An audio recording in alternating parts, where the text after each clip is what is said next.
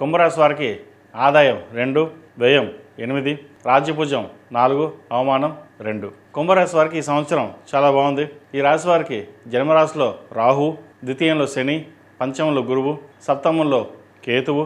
గురువు జూన్ 2వ తేదీ నుండి అక్టోబర్ 31వ తేదీ వరకు 6వ స్థానంలో గురువు ఉంటారు. అక్టోబర్ 31వ తేదీ నుండి జనవరి 24వ తేదీ వరకు సప్తమ స్థానంలో గురువు ఉండడం జరుగుతుంది.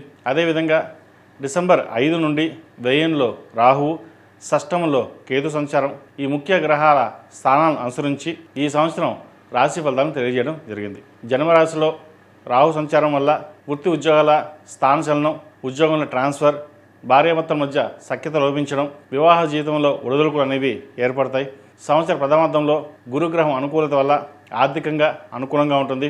గతంలో పెట్టుబడులు పెట్టిన వాటి నుండి రాబడి రావడం మొదలవుతుంది. సంవత్సరం ద్వితీయార్థం అనగా జూన్ 2వ తేదీ నుండి అక్టోబర్ 30వ తేదీ వరకు గురువు 6వ ఇంట్లో అనగా రోగస్థానంలో ఉంటారు.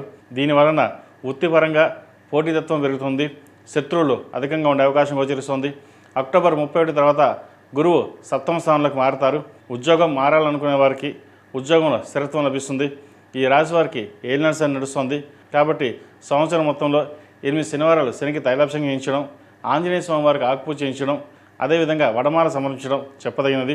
జన్మరాశిలో రాహు సంచారం వల్ల మీకు తెలియకుండానే అహంకారపూరితమైన స్వభావం, అధిక ధన వ్యయం, నలుగురిలో గొప్పగా చూపించుకుందామనే విధానం ఇవన్నీ ఉండడం వలన బంధువర్గంలోనూ మిత్రవర్గంలోనూ విభేదాలు కానీ ద్వేషం కానీ పెరిగే అవకాశం గోచరిస్తోంది. డాక్టర్లకి, లాయర్లకి, చార్టెడ్ అకౌంట్స్, ఇంపార్టెంట్ ఎక్స్పోర్ట్ వ్యాపారస్తులకు, ట్రావెల్ ఏజెన్సీ వ్యాపారస్తులకు, ఫార్మా రంగాల్లో ఉన్నవారికి, డర్మటాలజీ, ఆంకాలజీ, ఈఎన్టీ, టూరిజం వారికి అనుకూలంగా ఉంటుంది. ఆటోమొబైల్ రంగం వారికి అనుకూలంగా ఉంటుంది. ప్లాట్ కానీ కొనుగోలు చేస్తారు.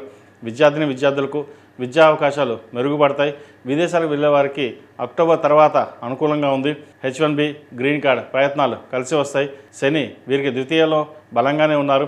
కుటుంబ పరంగా, ఆర్థిక పరంగా స్థిరత్వం అనేది ఏర్పడుతుంది. ప్రభుత్వ ఉద్యోగం కోసం ప్రయత్నం చేస్తున్న వారికి మంచి అవకాశాలు కలిసి వస్తాయి. ఈ రాశివారు ప్రతినిత్యం హనుమాన్ చాలీసా, దక్షిణామూర్తి స్తోత్రాన్ని పఠించడం చెప్పదగినది. ఈ రాశిలో జన్మించిన స్త్రీలకు ఈ సంవత్సరం బాగుంటుంది. దూరప్రాంత విద్యా అవకాశాలు కలిసి వస్తాయి. ఆర్థిక అంశాలు ఓ దారికి వస్తుంది.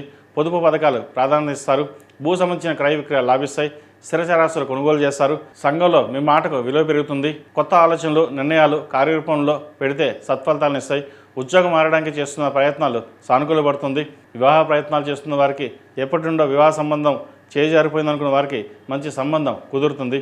ఈ రాశిలో నిర్మించిన స్త్రీ పురుషులు ప్రతిరోజు ప్రతినిత్యం హనుమాన్ చాలీసా పఠించడం, దుర్గా స్తోత్రం పఠించడం చెప్పదగినది.